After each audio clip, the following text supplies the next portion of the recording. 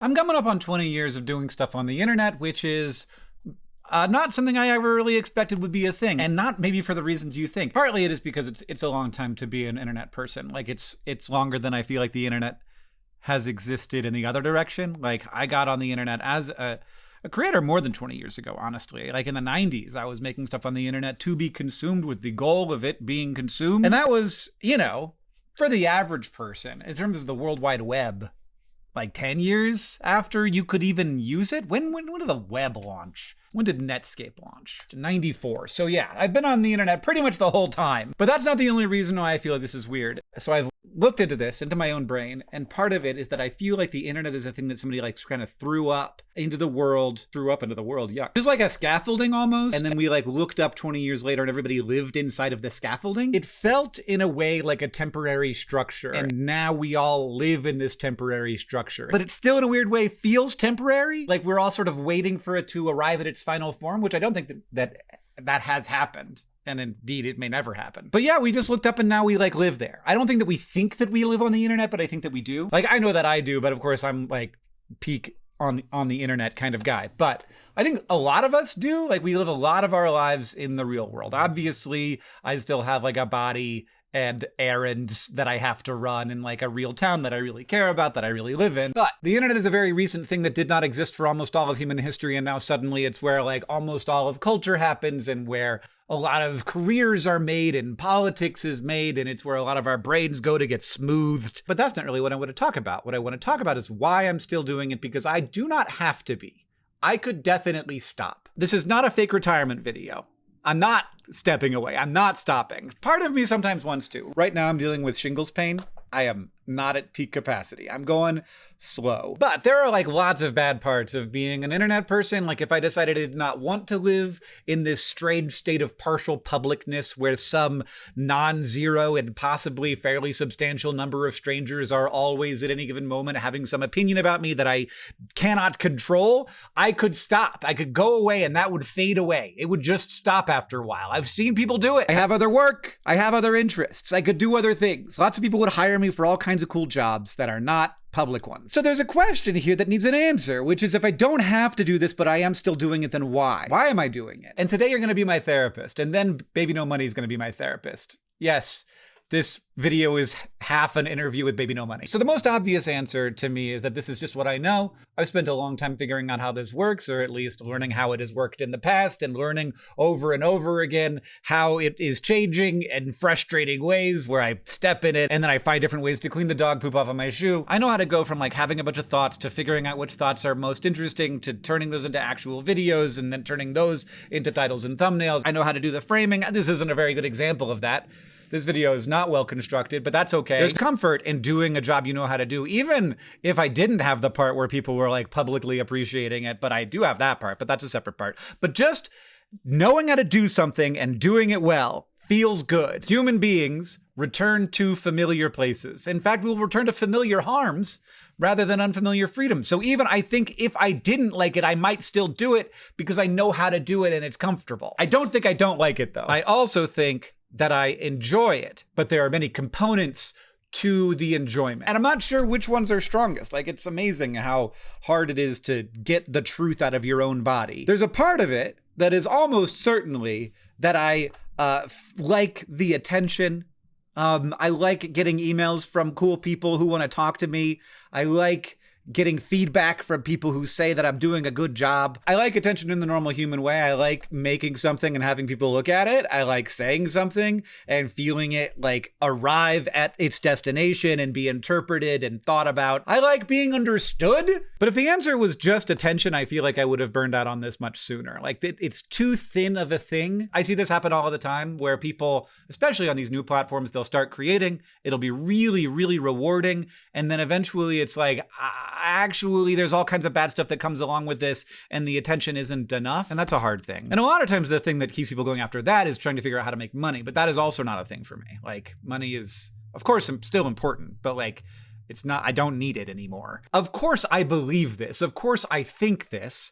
But really, what I want to be true and what I actually do think is true is that sure, I like the attention, sure, I like getting the numbers to go up, sure, I like the clicks, but really that's all surrogate for impact. I like to take ideas that are, and not just in my head, but in the world. Sometimes I feel like I'll make a video that's like a fairly, there's an area of public discourse that is talking about an issue, but it hasn't like gone wider yet. And I'm like part of how it goes wider. And then the world is better for that. And I really do like the confluence of all of my skills coming together and thinking like, okay, I'd like to make a video about virtual power plants as a topic that I'm working on a video for.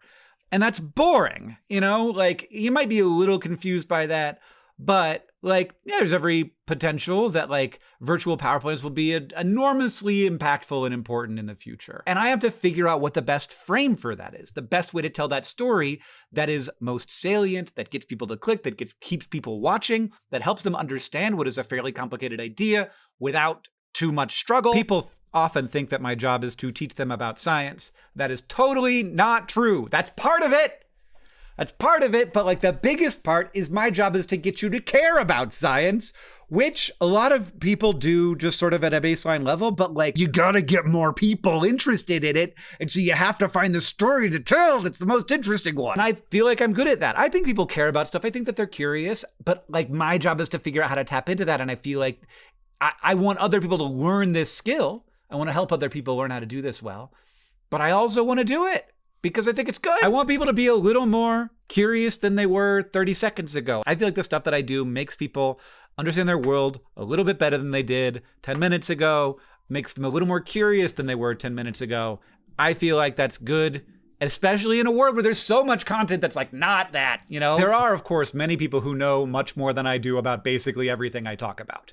That is obviously true. Like, there are better experts. You're not coming to me for expertise. I think I'm good at that. And so that's one of the reasons why I'm still doing this. But it's not just like that thing. It's not just the science communication thing or the education thing. It's like the whole thing. Like, I am not interested in science for the sake of science. I am interested in science as an aspect of humanity because I am very interested in humanity. Humans are the thing that I am most interested in because they are the most interesting thing, I'm sorry. Both like biologically, I think we're constructed to care more about humans, but also if you just remove yourself from the situation and look real hard, obviously the biosphere as a whole, very interesting. But the most interesting individual piece of it is humans. I could get into why I think that, but I think that it's true. And I think that that's like objectively true. I'm using interesting as like complex, multifaceted, bizarre, like unusual, probably very rare. There are people who disagree with me about this, but I've interfaced with those disagreements and come out still believing what I believe. Now, I am also aware that the internet is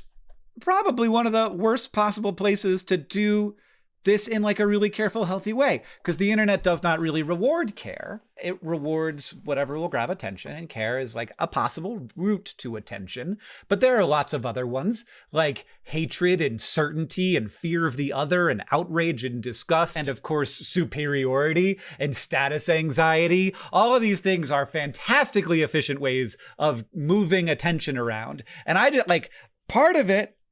It's weird because like I'm here on the internet and I know there's like not a good way to do the work, but it's like the way that I've learned to do the work, and it's where the people are. Not all the people, but a lot of the people. I definitely feel this strange tension between like there's a piece of it that's like, okay, Hank, like this is not the place to be doing the work. And there's a piece of it that's like, well, I can't abandon this place to the people doing the opposite of the work. And I've spent enough time doing this to feel that sometimes I like the versions of myself that like would be the most successful on these platforms if I let them loose. I know about them, but the fact that I know how I would be like a bigger deal on these platforms, I know exactly how I would do that, and I would be quite good at it. The fact that I know that makes me think, well, at any given moment, I'm not that version of myself. So I'm not comparing myself to like some on the internet. I'm comparing myself to the version of me who I would be if I only cared about the numbers. And I know that I'm not that guy. And that makes me feel good. It makes me feel like I'm doing the right thing and I should be doing this. Because I know that a little bit, these algorithms, they don't make you evil. but they do make you optimize. And I think a lot of people who make content don't really know what they are being turned into by the sort of repeated exposure to the create and watch and see if it succeeds cycle.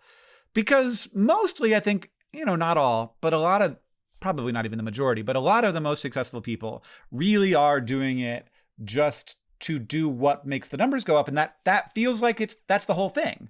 And I get that. I felt that way when I was younger. There are so many people who think that it's just a way to make money or a way to gain status. And thus it would seem like as long as that is happening, then you are doing it right, which is not true, but I get. The last thing I want to say here is that, and I've said this before, but historically speaking, we are absolute babies at all of this. We do not know what we're doing. The machinery of this system is very complex and it's being piloted by billions of people at the same time. And we're all amateurs, billions of amateurs all together piloting the most impactful communications revolution of all time. And so, yeah, we're going to be bad at it. And I think that's one reason I keep not leaving. If nothing else, I feel like I have to be in here so that I can understand it better because I think that it's so important. So I'm just in here staring at it from the inside. And I don't think that I could understand it if I wasn't a part of it. And that's not the whole thing. There's attention, there's the feelings of good, there's the money, there's all this stuff. And part of it is literally just fascination. I think it's so interesting, and being able to witness it from the inside just gives me much more insight into how it actually functions. If I was not a creator, I would not be able to understand all of the forces at play. Not that I understand all the forces at play, but I wouldn't understand as many of the forces at play as I do. Because I know that I'm not above all of this. I know that I'm not. I am influenced tremendously by how the algorithms work, by how the different platforms work. I create differently based on what is rewarded by algorithms on different platforms. Absolutely. No doubt in my mind, the internet has shaped who I am as a creator, obviously, but also as a person. I think that it's also damaged me in ways. It has, of course, rewarded me in many ways. I feel as if I have gotten a very good deal out of it. But of course, it's very frustrating sometimes. It is a frustrating place to practice a craft, but it is also really wonderful. The piece of it where I am get that immediate feedback from real people. It's really amazing. There's nothing like it, man. And I think that I am just well suited to it, both because I've been doing it for so long, but also I just feel like I was born to it. I am well suited to this world for now. I guess eventually I probably will get chewed up and spit out by it, but so far, so good, 20 years. Not that it's all been smooth sailing, but good Lord. And so I'm still here. Those are some of the thoughts about why I'm still here and why it all still feels very worth doing, which it really does. And now weirdly, because when I was writing this script, I was like, who do I know who's been through the ringer in weird ways? And who do I know who obviously wants it, who doesn't just want to be a musician, but also wants to be an internet thing, an object of internet. And when I was working on this, BBNO Money had just said, I'm not going to make stuff on the internet for a while. He's back now. But I was like, maybe we should talk about this. So I DM'd him and I was like, BBNO Money, come and talk with me about being a person on the internet. So that's a weird direction for this to go. I realize that this channel has a strange variety of guests. So let's do this. Everybody, here's my chat with BBNO Money. He is a musician, if you don't know. Also, when it comes to being online a lot, what I have noticed is that I am happier when I am more in control of it. And it's almost as if the older the technology is, the more control it gives you. The newer the technology is, the more control it would like you to give up to it, which is seductive. And one technology that is pretty old and still gives me quite a lot of agency, though there have been some algorithms introduced into it for various reasons and in various ways, which aren't necessarily bad reasons, is email. I know. I'm talking about email right now. I'm talking about email as a medium for content. Now, a lot of times email as a medium for content is annoying because email is also a medium for communication, which is a different thing. But my brother and I do have a newsletter. It's called We're Here. We send it out once a week on Friday. Usually. Sometimes not. Usually Friday. You get a little message about what we've been thinking about, a little human curated list of cool things from the internet, and then some other stuff too. Keep scrolling. Find other delightful little things. I don't talk about it that much, but there are 300,000 people signed up for it, and our open rates, which are very high for the industry, they make me think that people like it and that it's a good product. So check it out. There's a link in the description. The video that I'm doing right now, I'm trying to figure out why I'm still on the internet. So I'm about to hit 20 years of being a YouTuber. And I don't entirely know why. I don't have to, for sure. I could stop. I have lots of even cool careers that I could have. And also, I already have enough money. You also, I feel like, could have a career just as a musician, and you could not be super online. And we both have suffered some consequences of being super online. So I thought you would be a good person to ask this question to and to talk about this with. But why do you think I'm still on the internet? Maybe deep down within you, you're like, not many people are offered this position. Like, why would I stop being a positive wrecking force in an environment that most of the time just breeds negativity? I think about this all the time too. Yeah, so I'm asking you this question in part because I think it probably is going to say a lot about what you think about your role. And like, you're definitely hitting things that are on my list. We are humans. Humans love attention. Sometimes people are like, you know, you're an attention seeker. And I'm like, yeah, but we all are. Like, we're just human in the end of the day. There's a lot of science communicators in the world. There's a lot of musicians in the world. You don't have to be as online as we are, and yet we are. I'm very compelled by it. I feel like you're very compelled by it. Is that track? Yeah, I'm addicted to it. When I grew up, I was homeschooled until high school. I didn't have very many friends, and I met a lot of my friends on World of Warcraft or Diablo, and just having that sanctuary, I guess, to be online and be that person, be someone else, just gave me comfort. I don't know why I enjoy doing what I do. I think I'm really good at it. You know, like that could be a big part of it. That could be a big part of it. Like just being good at it. Like I see a lot of people who aren't good at it, and I'm like, I think maybe I like this because I'm not bad at it. Like I actually can surf this wave, or at least I feel like I can. At least in the musician world, majority of the time when people are like, I hate posting TikToks. I'm like, yeah, but you wouldn't if they did well. If you just, you know, like sometimes I get, you know, when I put a song out, obviously the most important thing is for people to listen to my music. I am a musician. I get it. But I know that there are mediums to get people to listen to my music. I put a song out and a TikTok does terrible. I'm like, that sucks. Not as many people are going to be able to hear that I just released a new song. I've spent thousands of dollars to get 20 TikToks that did, let's say, 20 million views in total. Or, you know, I posted a video of me putting a filter on my ex-girlfriend's face and it did 21 million views. And I was like, wow, I put 6 seconds of effort onto this puppy. So La La La didn't, I mean, like, was a internet effect.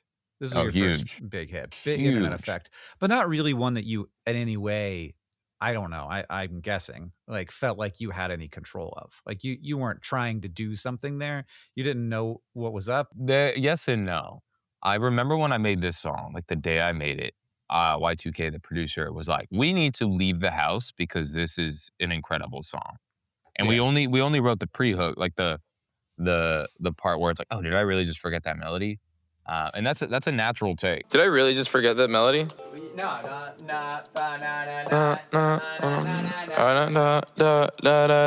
When we made this, we finished the hook, and he was just like, we need to leave the house now because I think we just made something. Yeah, you had that feeling that you sometimes get as a creator where you're like, whoa, yeah, I need to spend time with this one because this is good.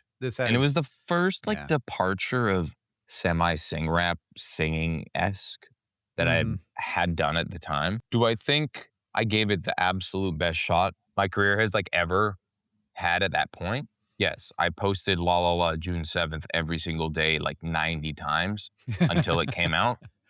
Yeah. So statistically, when the song came out, on average, I would be doing about 24,000 streams a day. And then this song did 90,000. And I was like, yeah, wow. And at that time, my catalog was doing 400,000 plays a day. So I was like, holy shit, I think we might have something here. Yeah, yeah. So you had a base that you were launching from. This wasn't completely out of nowhere. Somebody just picked it off SoundCloud. Yeah. I was making money. I was doing good. I had a song earlier go viral on TikTok called Nursery. Don't you like it when these diamonds look like respect? A little bit of sauce, but no, there's no way anyone can ever have a song that popular by default unless you're a triple A artist. I was fascinated. I was listening to an interview with you where you were talking about this line that everybody hates. This is a silly line of I am H.I.M.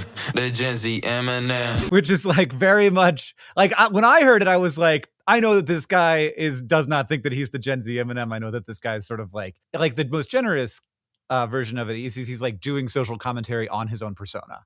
He's like saying like, here's my ridiculous persona. I'm owning this ridiculousness of this persona and the ridiculousness of all, big talk ego in music. But then in this interview, you're talking about how you like decided to keep it in part, maybe not in whole, but in part because you knew it was going to gather attention.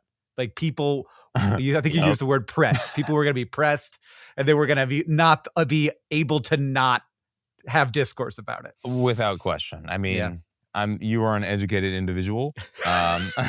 So if someone actually taps into what I talk about and how I hold myself online, like I am very much so myself. Yes, I do ridiculous fun shit, but that's because I can. And it's like, I make enough money to be like, you know what? I'm going to go spend $14,000 and put myself in a toilet for a red carpet. Why not? I want to get people to feel something. If it makes them feel uncomfortable, I'm like, wow, why is he doing that? Or if it makes them feel like, that's funny. That's all that matters to me because I'm an entertainer, right? Like entertainment is what pushes the narrative forward, specifically mine. But at the same time, it's like, I don't know if I'm doing anything right, and I also don't know if I'm doing anything wrong. It's easy to look around in the world of media and be like, well, I'm not as bad as that guy, Yeah, totally. But I try to not fall into that trap and to be thinking about, okay, not like I'm better than, but like, am I doing the best thing I can with the powers that I have gathered around myself and been given by other people, which is tricky because it's paralyzing. And I think that that's one thing that you really don't want as an artist is to feel that pressure all the time, to feel like I can't create because I'm locked inside of the box of trying to have everything I do be positive, and knowing that that's impossible. Like some group of people are going to be affected in a negative way by what you do if you're doing anything interesting at all. One of the things that I like about your work is it seems like one thing you're trying to do, it feels like to me, is just have a good time. Yeah, that's the ethos. Like, no matter what, like the baseline is like, we're all going to die, right? Like, I'm at the rate I'm pushing myself to, I just had a mammogram. You're going to be fine. I just had a mammogram. Yeah, I had a mammogram last week, and I have a cyst in my right, under my right areola, and it's benign, but like, my doc is like, you should probably remove it. Things are starting to hit the fan, You're of the age where I'm of the age. I'm of the age. So I will say, as a cancer survivor, guys get breast cancer. If you find a lump, get it checked out. That's not a thing that doesn't happen. And in fact, men have much worse outcomes with breast cancer because they tend to not get it checked out. That makes actually a ton of sense because I was like, breast cancer. Huh. Okay. It's very unusual, but it happens. Yeah, it's very unusual. Yeah, I was looking into it. I was like, oh, okay, cool. I mean, it's pretty funny that, like, see, this is how my brain works. Baby, no money. Breast cancer. It's like, you know what I mean? I don't know. I mean, every day I think, I'm like, why am I still doing this? I have a platform now. I won't have a platform later because I will want to get on with my life. Well, in what capacity? Everyone will be done with us, Yeah, exactly. Yeah. In what capacity? I'm not sure. Right now, I have a platform that, in a world of absolute defeat and hatred and animosity with everything going on, why not just be a humanitarian? That's the last, that's literally the only single thing is uplift other human beings. And it's like, why wouldn't I do that? The most visible part of what you do is probably, for me, just being on my feed. And you're doing silly stuff and you're collaborating with people who I know, like friends of mine, or like people who I don't know, and are doing weird cosplay stuff. So that's like a visible part. Looks pretty fun.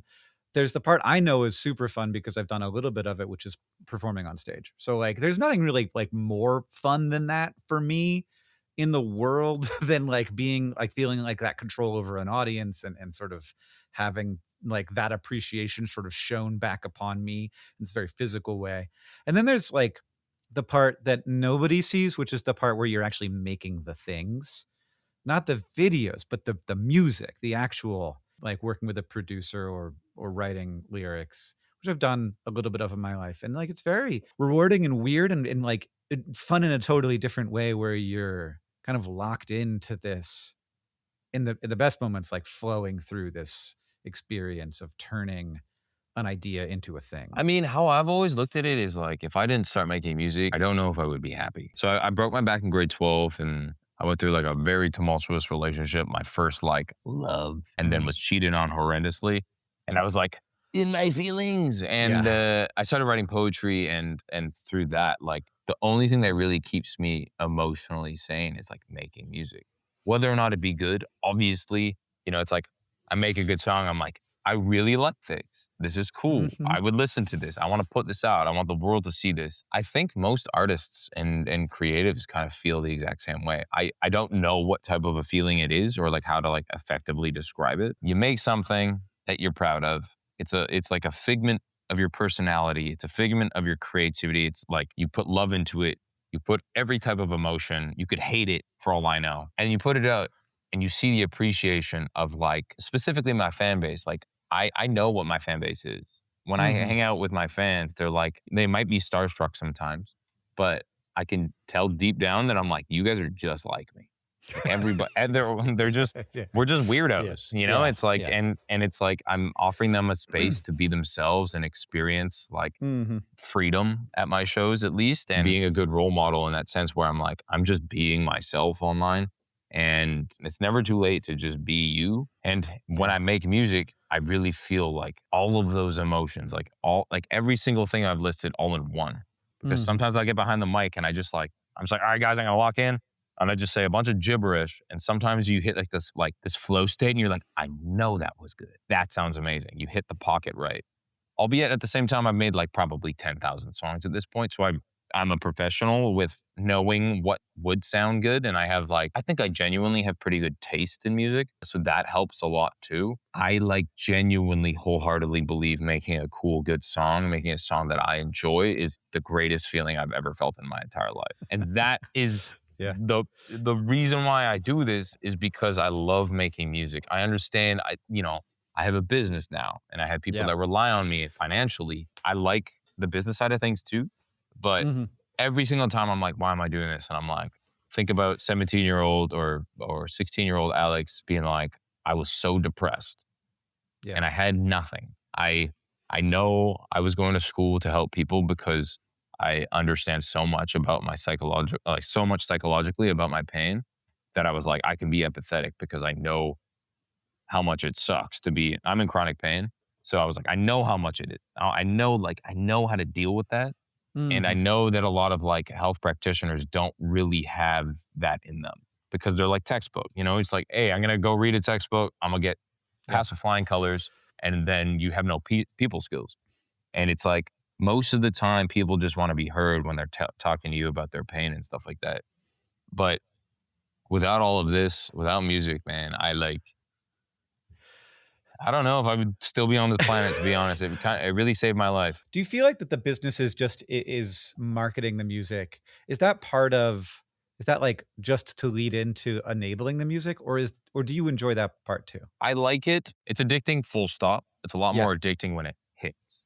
Yeah. And when it hits, I am really good at recognizing the appeal of things, and then I Mhm. lean into it. The moment I saw you make that TikTok, My name is Joseph, and I'm in the best shape of my life. Hi, Joseph. I'm Hank. I am not in the best shape of my life, but I can do this. Balls hanging low while I pop a bottle off a yacht, chain swinging, cling, cling, and it costs a lot. Bitch, I'm always after Guala, yeah, and you are not badass B. Keep on going till it hit the spot. Whoa. I was like, motherfucker, I have to lean into this. Yeah. When things occur, it's inspiring, and also like you want to do like your third idea because you want to do something people don't expect. I mean, I didn't do a TikTok to edamame, by the way. I just did edamame. Yeah, true.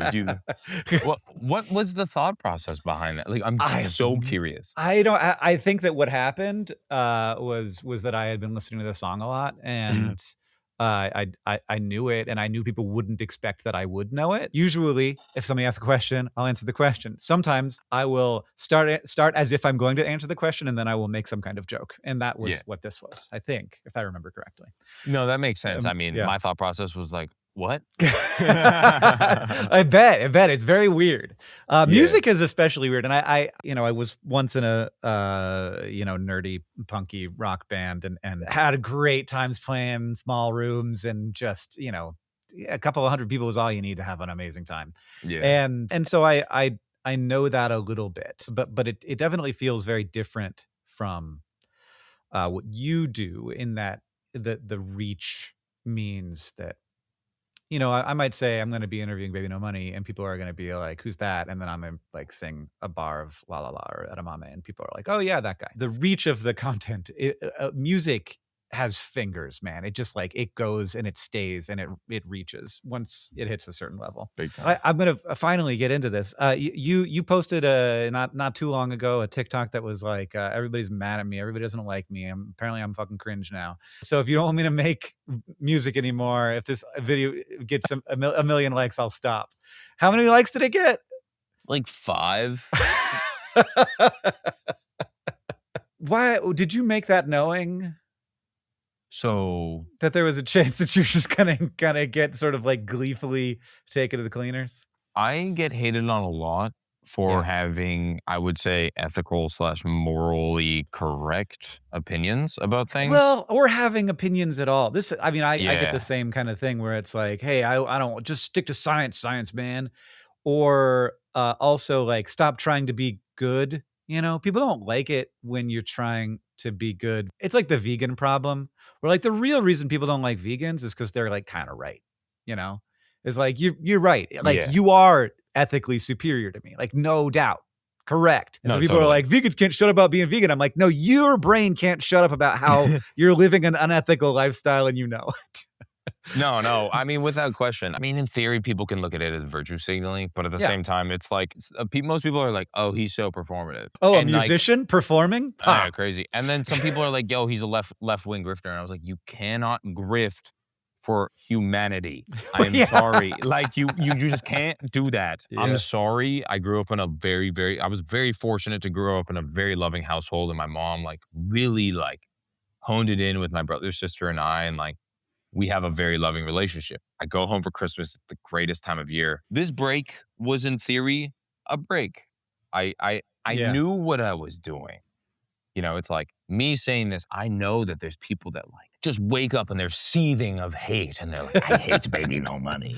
And not very many. I'll say it was not 5 million of them. What like my experience is that there's a group of haters and they pour gasoline and like that's, you know, and then they burn stuff that wouldn't otherwise burn. But boy, Mhm. they could pour some gasoline. But I think that there are a lot of people who are like, that guy's kind of cringe, and that's all that it takes to click like on that video. So cringe is an interesting concept It because sure is. everything is fundamentally cringe. I could turn around and be like, Hank Green, cringe. And I didn't like it when you said it. You know, even Exactly. that. Yeah. But the thing is if I am living my life to try to be something that isn't, quote, cringe, then I'm not being myself. And that in itself is cringe. Right. Yeah. You must know Playboy Cardi, right? Yeah. This is my hot take. He is so cool that it's cringe. There is no way like a There's no way he's normal that human cool. being. Yeah, there's Yeah. no way he's that cool.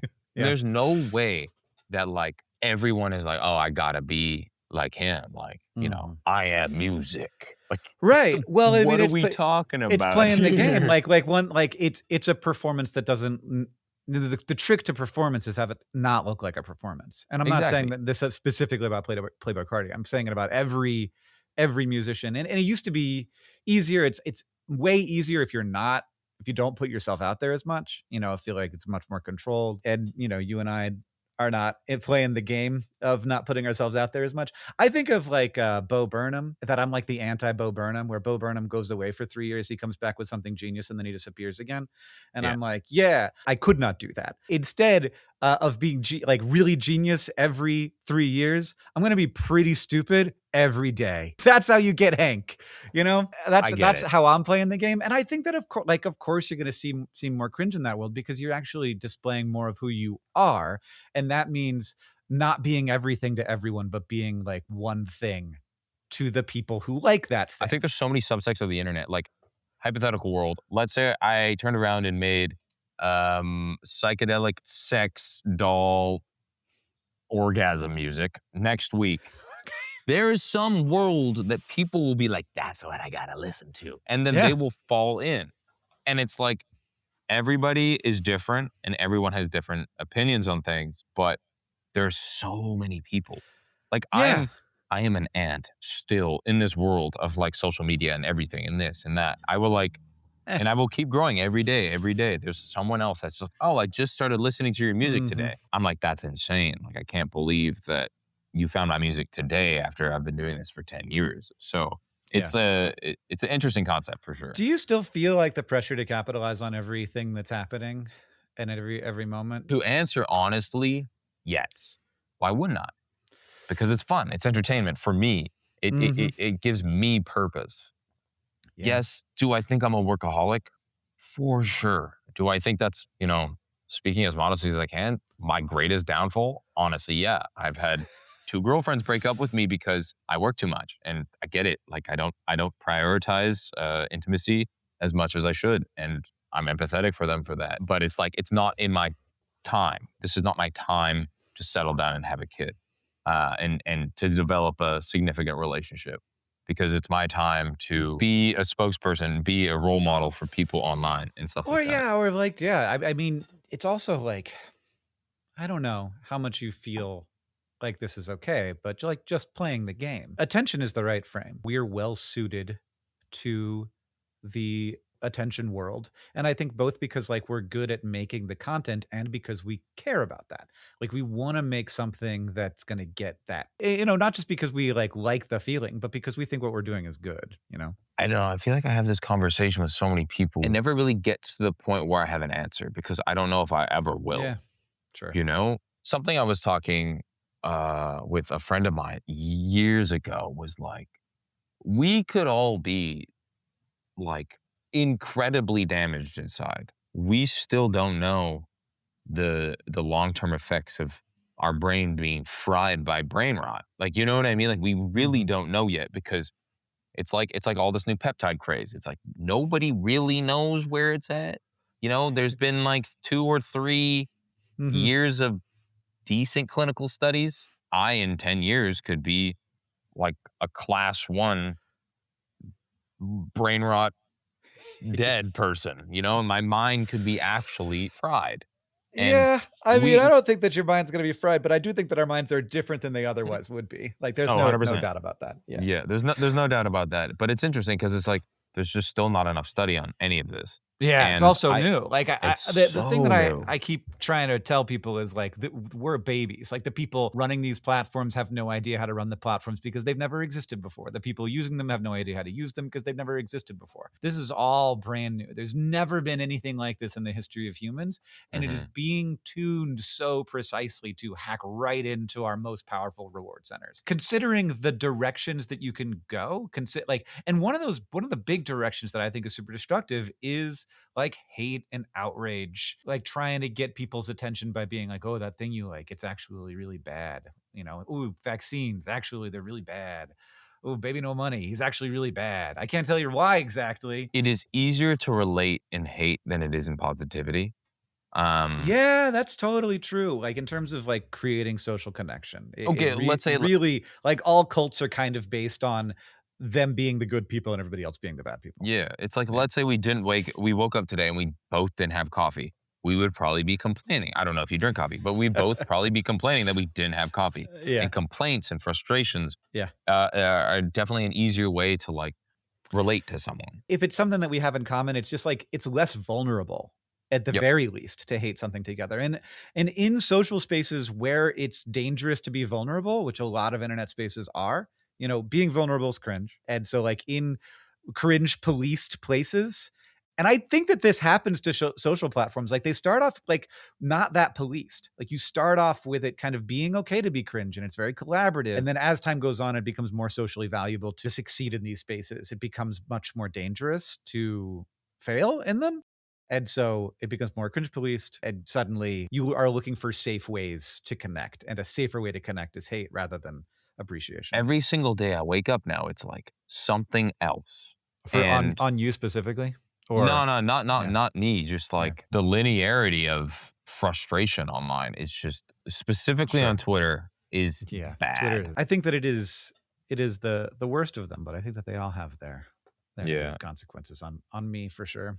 I mean, for instance, like my TikTok algorithm, it's baked. Like sometimes I'll just see a bunch of frogs doing backflips and I'm like, dope. That's what I miss. They used to be like that, and now mine is like full of like 10-minute videos on cultural commentary, and I'm like, what? How did I How did I end up with this like dork ass TikTok? I feel like there's gonna be some better thing that's gonna come along. Like it's been too long. I mean, It's the been too most long. recent like stick of hope was Mamdani. Yeah. I was like, Just like a happy Wow. looking guy who seems like he wants to lead. yeah, I was like, wow, this is good. You know, it's like also I was at some Spotify party last night and I met an actor from Heated Rivalry. He came up to me, he's like, dude, Alex, what's good? I'm like, oh my God, you came up to me. And because I held a sign up at a hockey game. I was saying like, yo, I love Heated Rivalry. Cause like, I remember the moment it started popping, I was like, oh, this is the greatest thing that the NHL has probably had. And I'm Canadian. I'm a hockey fan by default, but I'm not like slamming my head across the board when Canucks lose. But yeah, they're not doing too hot, but regardless, it's like things like that where it's like culturally moving. Yeah, something I realized when I did take this break, I'd be like, go on TikTok. And then I'd be like, why? Yeah. Like, why? Do you feel like that's because you're like one of the reasons that I go on TikTok is to check and see how my TikToks have done. Like if I'm posting a lot, I'm also scrolling a lot.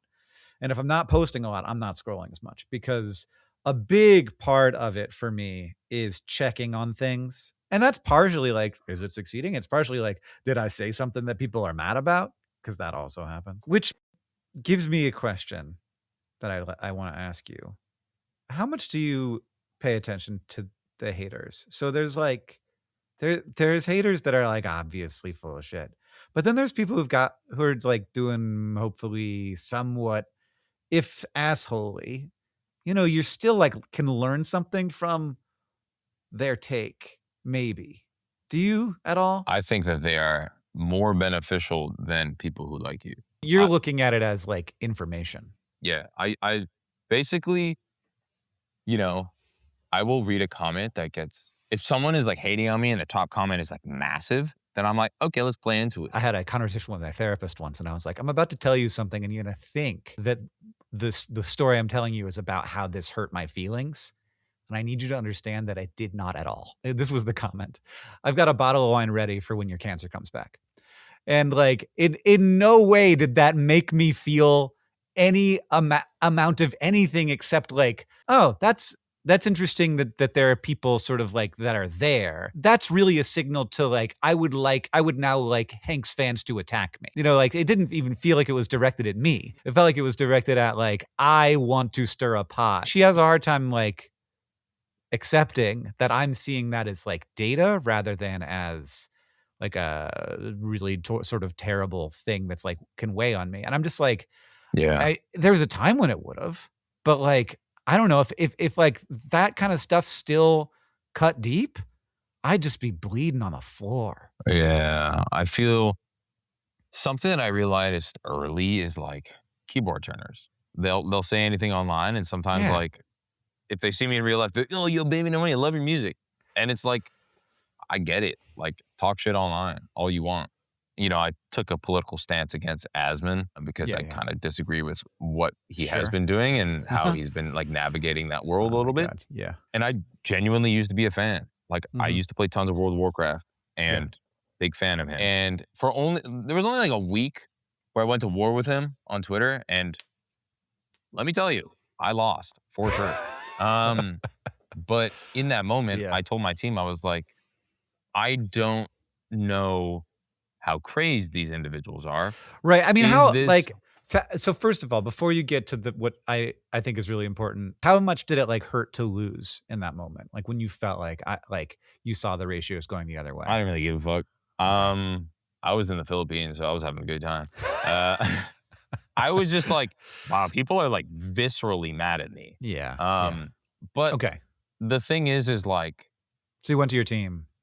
Yeah, so I went to my team and I was like, when I do a next show in Austin, should we get security? I don't know if these people go outside. I don't know what type of energy they hold. It only takes one of them, Yeah, exactly. And it's like, I am not threatened. I don't think I am threatened. I also think that like, I'm very, if you know, about my career. It's like, people have been recognizing me more on the street and stuff like that. But at the same time, it's like, whether or not you hate me or like me, it's like, I feel people can look at me and be, you know what? I'm going to let him be. Mhm. And I'm going to let go of my hatred kind of thing. Mhm. Because what's the point? Like, he's just going to keep doing exactly what he's doing. He's not going to change. Like, and the reason why I wanted to post the retirement thing is because I noticed a severe uptick of hate. Mm. And I was like, Yeah, I think that it was just like it was starting to be cool to hate you. It was just like a thing. it still is. It's awesome. Shit, I'd hate myself. But the thing is I like playing into things. But do you feel a little bit of the remorse that like there's great music out there and that people are not going to be able to like look as good as you, use the tools as good as you. They don't want to be TikTokers. They just want to be musicians. Yeah. But it's what it is. It is what it is. I used to be like, I don't want to post. I just want to kind of live my life and make music. But I had a really bad year in 2024 emotionally. And I was like, I'm going to give it my all in 2025. And I want to see where it takes me. And the thing I really love the most about my business is it's like the more you put in, the more you get out, whether it be financial or whether it be just rewarding. Yeah. And the greatest reward for me is, yes, I'm an analytic guy. I come from a mathematic background. My dad is like, he used to do all his taxes and accounting on paper. He's a psychopath. But I really love analytics, whether it be healthy or not. But I used to have people on the left side being like, don't look at analytics. It doesn't matter. I used to have people on the right side be like, this is all that matters. And I would be torn because I would be like, I'm unsure what I should care about. But something I kind of gave into was just like being okay with what I like. Yeah. And finding the joys in the things that I like, because that's what matters more importantly, right? So in theory, do I think looking at analytics is great for the business? Yes. Do I think it's bad for my mental health? Probably. Someone told me recently, it's like, if you're going to scroll with all your heart. and no, but like, seriously, it's like, if you're going to go on a walk and not touch your phone, don't touch your phone. Yeah. If you're going to do anything, do it amazingly. Do it perfectly. It's an amazing sentence because it doesn't sound like something you can do with all your heart, but it absolutely is. Yeah, exactly. You can do it with intention and with attention. When you're a creator, you could be like, what am I learning right now? What surprises me about this is because I know how awesome it is to be on a stage performing a song that you wrote, having people perform it back at you. That's not what you're listing as like the top. What you're listing as the top is like the internet feelings. I don't get me wrong. I love touring. I love seeing my fans. I love seeing the reaction. It's a top 3, but it's like touring is shaving years off my life. It is hard. Yeah. It is hard. No, it is hard. Yeah, I have a tour bus. I'm taking 2 semis out on the road. I love that. Yeah. It is difficult. Like the hour and a half to 2 hours I am on stage, bliss, pure bliss. Like, I don't know if anything will ever give me that feeling. No. I used to be a competitive swimmer, and, you know, I used to do like 100 and 200 fly. That is the most painful thing I have ever experienced. Like, physically demanding. Like, by the end of it, every single muscle is completely exhausted. Like, all your ATP is just chowed away. Yeah. And it's like that. It's like something that you know you're giving it your all, and you know that in that moment, that's all you have. And it's like the heat of the moment. It's so invigorating. It's very, very, very beautiful. But when I look at touring, I'm like, God, it's gonna be a long one. It's gonna be painful. And I have enough physical like injuries and this and that. And like, you get sick probably 3 times in about 2 months. And it's like, okay, we got to take 700 billion milligrams of zinc and elderberry today. For me, like doing comedy, the worst part is always right after the show when you're so high and there's nowhere to put it. Yeah. And you just have to like go to your lonely hotel room by yourself. And I'm like, I get why people do drugs now. Yeah. And I just like head to the hotel and I can't sleep because I'm so amped up. My heart rate doesn't come down for like 4 hours. But man, It's for those 2 hours, man. It's bliss. They're worth it. And yeah, I don't really partake in many drug activities. I am a health nut, so Yeah. it does help me, like the longevity of touring. But yeah, you know, you do a show, you get off stage, you have you roll up a cigarette. There's just like all the nerves are coming down. Maybe I should be getting some zins. Hey, man.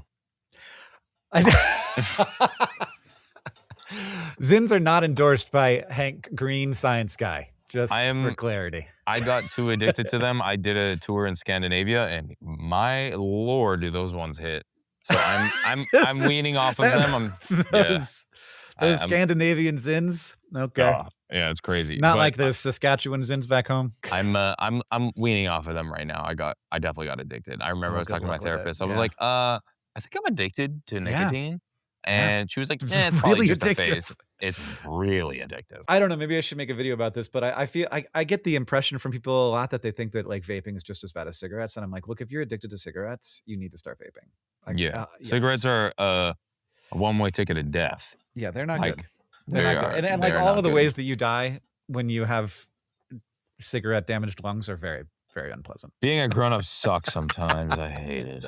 It does. But honestly, Hank, thank you so much for this conversation. And whenever you want to talk about anything, I'm all here. Like, all right. Thanks. It's very rare to have a nice conversation sometimes. You know, like sure. I'm sure you do it way more than I. But well, I'll say there's just not a lot of people who do what we do, so it can be hard to commiserate and share understandings and learnings. And it was also a total honor. Oh, like when this came in, I was like, really? Awesome. And yeah, it's cool. And I hope you have a wonderful day. And thank you for your time.